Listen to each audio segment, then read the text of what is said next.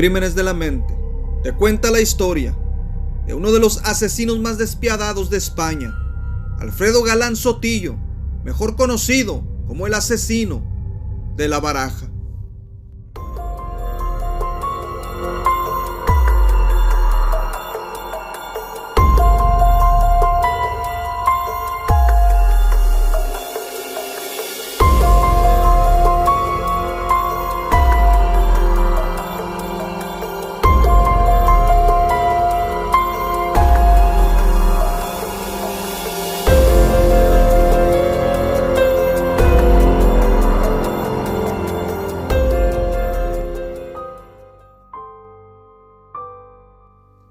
En la vida hay situaciones que pueden llevar a que una persona sufra de ansiedad y de estrés, pero nada justifica el hecho de quitarle la vida a personas inocentes.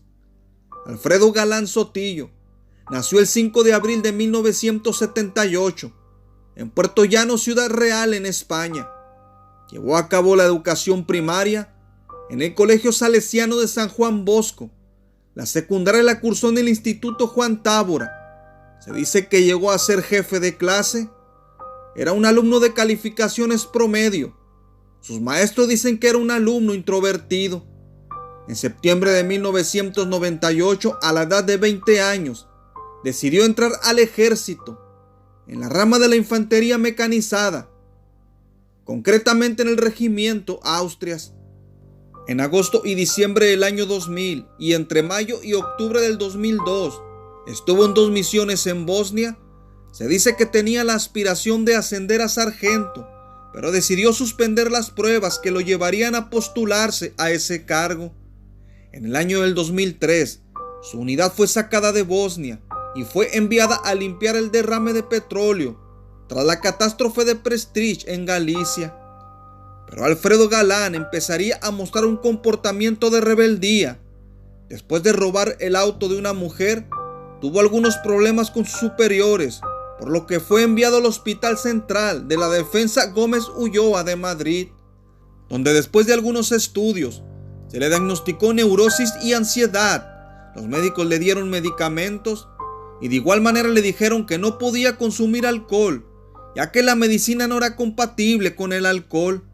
Pero a Galán no le importaba las recomendaciones de sus médicos y no estaba dispuesto a dejar de beber. La relación de Alfredo con su superior ya no era buena y en marzo del 2003 se le dio de baja definitiva del ejército, por lo que no tuvo más opción y empezó a trabajar como guardia de seguridad en el aeropuerto de Barajas. Pero Alfredo Galán Sotillo guardaba algo horroroso en su interior. Nadie se imaginaba que aquel joven que había estado en el ejército y que trabajaba como guardia de seguridad era capaz de asesinar de una manera cruel y despiadada. El 24 de enero del 2003 asesinó a Juan Francisco Ledesma. Este hombre era portero de un edificio. Le dio un balazo en la cabeza. La bala le entró por la región occipital y salió junto a su ojo derecho, por lo que murió al instante. Pero algo realmente espeluznante fue que Alfredo Galán Sotillo asesinó a este hombre mientras le daba de comer a su hijo de tan solo 2 años de edad. A este psicópata no le importó que el infante estuviera presente. Cuando Galán empezó a asesinar, aún asistía al hospital y estaba bajo tratamiento psiquiátrico. Pero esto solo sería el inicio de varios crímenes que este asesino cometería. Y el 5 de febrero atacó a un hombre en una parada de autobuses en el barrio de la Alameda de Osuna, en Madrid. Asesinó a Juan Carlos Martínez Tacio, un empleado de limpieza de tan solo 28 años de edad. Según las investigaciones, este hombre había sido asesinado de la misma manera que Juan Francisco, el portero del edificio. Pero algo que causó curiosidad es que debajo del cadáver de Juan Carlos se encontraba un naipe de la baraja española, específicamente un as de copas. Los medios de comunicación relacionaron al asesino con la carta de la baraja que se encontró en la escena del crimen, pero realmente se cree que no había relación alguna y que ese naipe estaba en el lugar por casualidad. Empezaron a llamar a Alfredo Galán Sotillo como el asesino del naipe, o el asesino de la baraja. Pero esto no le molestó para nada a este asesino. Por lo contrario, le vino como anillo al dedo, y cuando asesinaba dejaba un naipe en la escena del crimen. Dejar una carta de baraja se convirtió en la firma oficial de este asesino cruel y despiadado. Pero este asesino no estaba conforme y tenía sed de volver a asesinar, por lo que ese mismo día por la tarde entró en un bar de la localidad de Alcalá de Henares y sin decir ni una palabra, disparó en contra de varias personas. Las balas alcanzaron a un joven de 18 años de edad y a una clienta de 57 años de edad, que lamentablemente fallecieron. El joven era hijo de la dueña del establecimiento.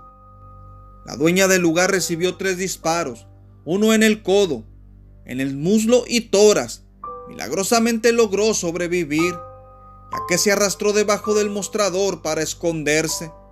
El asesino no dejó ninguna carta de baraja española, ya que aún no había escuchado que los medios de comunicación lo habían bautizado como el asesino de la baraja. Esa misma tarde el psicópata acudió a su psiquiatra, quien, según sus palabras, el psiquiatra no se enteró de que Galán había cometido 3 asesinatos. El 7 de marzo, el asesino de la baraja atacó a Santiago Eduardo Salas, un inmigrante ecuatoriano de 27 años de edad. Santiago se encontraba con una amiga en la avenida de Viñuelas, en el municipio de Tres Cantos. Alfredo llegó y sin ningún remordimiento le dio un disparo en la cara. La bala le entró por la mejilla derecha y salió por la parte superior del cuello. Pero este asesino no estaba conforme y no dejaría con vida a la joven amiga de Santiago. Se acercó a la chica con la intención de acabar con su vida. La mujer se arrodilló y se protegió la cabeza con los brazos cuando Alfredo jaló el gatillo. Pero el arma se atascó, por lo que la chica pudo salvar su vida. Alfredo Galán Sotillo, antes de abandonar la escena del crimen, dejó su firma oficial, arrojó un naipe junto al cuerpo de Santiago, quien sobrevivió a pesar de la gravedad de las heridas. El martes 18 de marzo atacó a un matrimonio en Arganda del Rey, George y Doina Magda. Los dos tenían 40 años de edad. Galán primero le disparó al hombre para posteriormente sorprender a la esposa. La mujer intentó cubrirse con su brazo izquierdo, pero el asesino le disparó en 3 ocasiones. 2 balas alcanzaron su cabeza a una distancia de tan solo 4 centímetros. Lamentablemente la mujer murió 2 días después. La trayectoria de las balas era ligeramente descendente, lo que confirmaba la hipótesis de que el agresor debía ser de grande estatura. La tarde del 3 de julio, Alfredo se encontraba en estado de embriaguez, por lo que sin pensarlo confesó sus crímenes a un agente de la policía de Puerto Llano.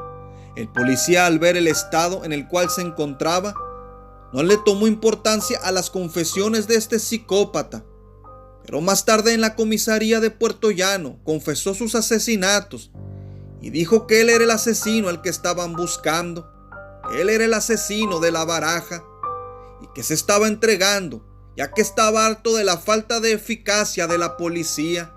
Pero los agentes de la policía no estaban seguros de que este hombre dijera la verdad y que realmente fuera un asesino. Para que la policía creyera en sus palabras, de un dato que no había trascendido en los medios de comunicación y que solo sabían los investigadores del caso. En el reverso de los naipes encontrados en Tres Cantos y Arganda del Rey, había un punto azul, marcado con rotulador. La policía corroboró el dato que este hombre dijo, y finalmente no había dudas de que era el asesino de la baraja. Fue detenido y trasladado a Madrid bajo disposición judicial. El arma homicida era de calibre 7.62, que según su declaración había tirado a un vertedero antes de entregarse. Pero la investigación daría un giro inesperado. El día 10 de septiembre el asesino declaró ante la juez que había sido obligado a confesar que él era el asesino, porque un neonazi lo había amenazado con matar a sus hermanas si no lo hacía, y que de hecho ya antes de los asesinatos le había vendido el arma a su extorsionador. La juez no dio credibilidad a esta confesión, ya que además de la confesión del acusado, los investigadores habían encontrado otras evidencias, como un casquillo de bala procedente del disparo que mató al portero y las prendas usadas para cometer los crímenes. Además de esto, anteriormente había confesado detalles de los crímenes. Confesó en qué lugar se cometieron los asesinatos y de qué manera los llevó a cabo. De igual manera, no era coincidencia que al momento de su detención también se detuvieron los crímenes. Otra prueba que acusaba a este asesino fue el testimonio de las víctimas sobrevivientes. También estaba en su contra haber estado en Bosnia, donde según había comprado el arma que usó en sus crueles asesinatos. Todas esas pruebas apuntaban que él era el asesino de La Baraja. Se le realizaron estudios psicológicos para saber cuál era el estado mental de este asesino cruel y despiadado, y para poder determinar si cometía sus crímenes sin medir las consecuencias. Pero algo realmente escalofriante se encontró en los resultados psicológicos. El psiquiatra forense llegó a la conclusión de que Alfredo Galán es una persona completamente imputable.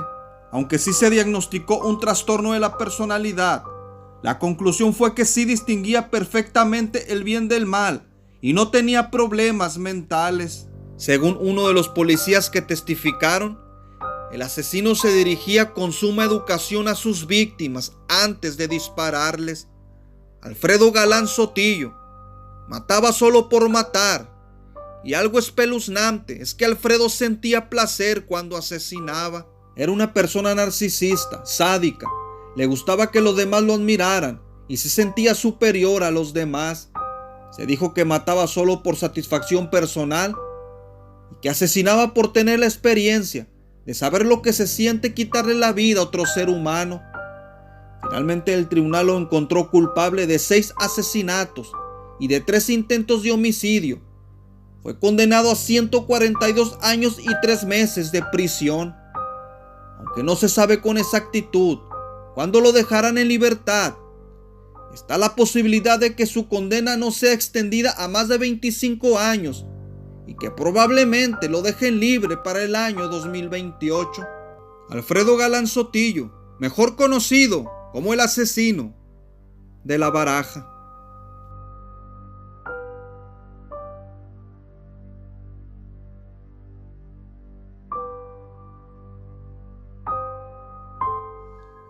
Gracias por acompañarme en esta historia.